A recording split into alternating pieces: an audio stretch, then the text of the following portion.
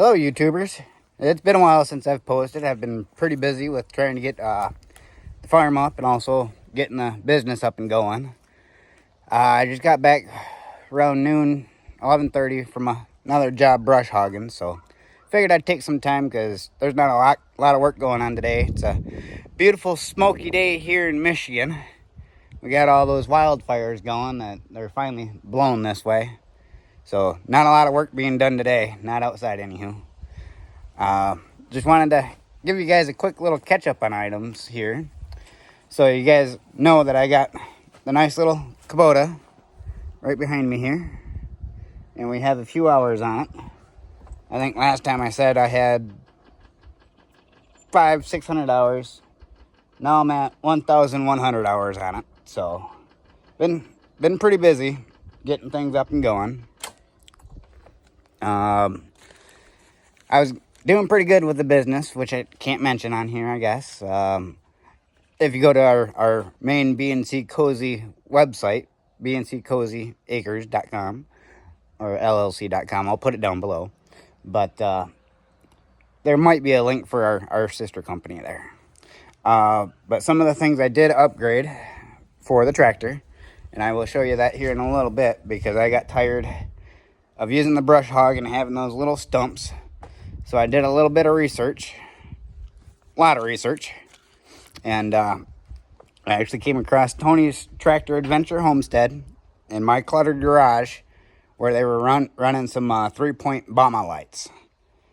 Well, here in a second, I'll show you what I ended up buying and what I'm running it on. So, for those of you that watch previous videos, or for those that are new, I'm running a Kubota BX 2380. So it's not a big one, and it's not one of the really small ones. So, but what I ended up buying to try to help me and some customers was a BaumaLight MP330 Mulcher, and as you can see, it's been put to the test a few times. Right now she's not hooked up, but what I'll end up doing is over the course of the last year here, we've been testing her out for a couple different situations, so I'll go ahead and post those videos on here as well. They'll actually be included in this video. But so far, this thing has been a beast for what I've needed it. One little piece of advice is definitely have spares on hand, because if you can't see a rock and that rock gets sucked up in here, you're gonna bust some teeth and maybe even a couple of mounts and bolts. The funny part, or the interesting part about that, is even with that rock stuck in there and busting all those pieces, I didn't stall the tractor at all. In some of the videos, you might see me stall a tractor, but that's because I backed into stuff a little too much and didn't sit there and let it chew. So that tells you how much I backed into if a rock didn't stall the tractor. So, and another thing I did forget to mention is in some of the videos, you'll see my wife recording. Safety thing for those that are thinking about buying it. If anyone's recording you, or if anyone's gonna watch you, don't stand that close to it. As we found out, it will shoot things out from the front and shoot things out from the back. The stuff coming out from the front are spears. They will get stuck in your tractor. I actually went through and found some Under Armour to put under my tractor to protect everything underneath. I'm still waiting for some of the Canadian exchange stuff to kind of lift back open before I can order the third part. They're the only company that I have found that has protection for underneath the entire tractor. I forget their name right off the top of my head, but I will mention them in here too. Hopefully they start shipping to the United States again. Last time I checked, it wasn't looking good. So, thanks. And before we get to the mulcher videos, I figured I'd throw this in here real quick. This is another item that I ended up picking up. I picked it up to mainly mow some ditches and stuff that I wasn't comfortable with using the ride-on lawnmower or even the brush hog or even the mulcher. It seemed to work pretty good. It's a Chinese remote control lawnmower. Only has a few hours on it. It worked pretty good.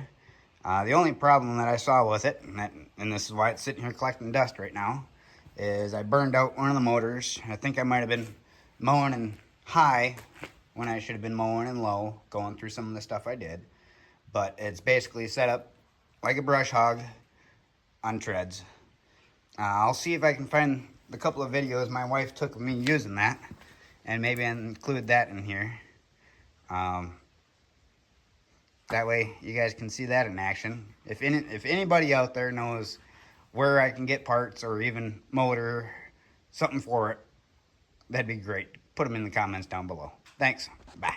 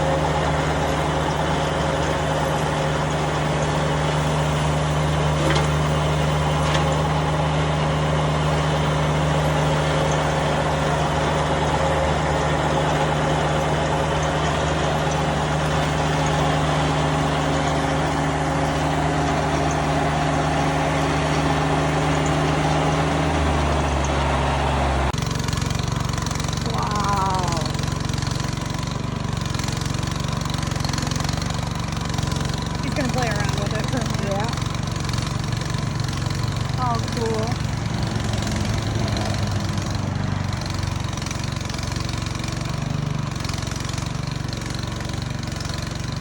He doesn't have the mower deck all the way down, but it's still down partially.